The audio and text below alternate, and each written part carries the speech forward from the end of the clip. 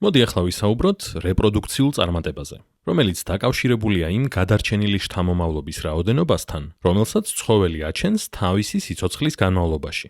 ცხოველს, რომელსაც უფრო მეტი გადარჩენილი შთამომავლობა ჰყავს, აქვს უფრო მაღალი რეპროდუქციული წარმატება. არსებობს ორი ძირითადი კატეგორია თვისებების ან ქცევების, რომლებიც განაპირობებენ რეპროდუქციულ წარმატებას. ერთია ქცევები, რომლებიც ზრდის შანსს, რომ ცხოველი შთამომავლობას წარმოშობს. იმ ცხოველების უმეტესობა, რომელსაც შევისწავლით, არა ყველა, მაგრამ უმეტესობა, მრავლდება სქესობრივი გამრავლების გზით. ამისთვის მათ სჭირდებათ საპირისპირო სქესის ინდივიდთან შეწყვილება. ამიტომაა მაგალითად, რომ ფარშევანგებს აქვთ არაჩვეულებრივი ბუმბულები. ამით ისინი რეალურად მესიჯს აგზავნიან საპირისპირო სქესთან, რომ არიან ჯანმრთელი და გააჩნიათ მიმზიდველი და სასარგებლო თვისებები, რომ მისი შთამომავლობა უფრო ჯანმრთელი იქნება, გადარჩება და მომავალში თავადაც შეძლებს გამრავლებას. შემდეგ დაუშვათ ცხოველებმა მოახერხეს შეწყვილება და შთამომავლობის გაჩენა, ამის შემდეგ უკვე მნიშვნელოვანი ხდება მზრუნველობა მშობლების მხრიდან.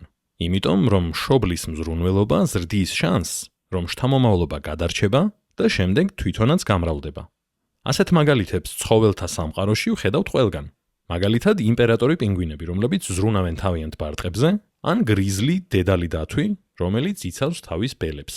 მშობლის მზრუნველობა შეიძლება მოიცავდეს ბარტყებისთვის საკვების მოძიებაში დახმარებას, კვებას, სწავლებას, ან მტაცებლებისგან და კონკურენტებისგან დაცვას.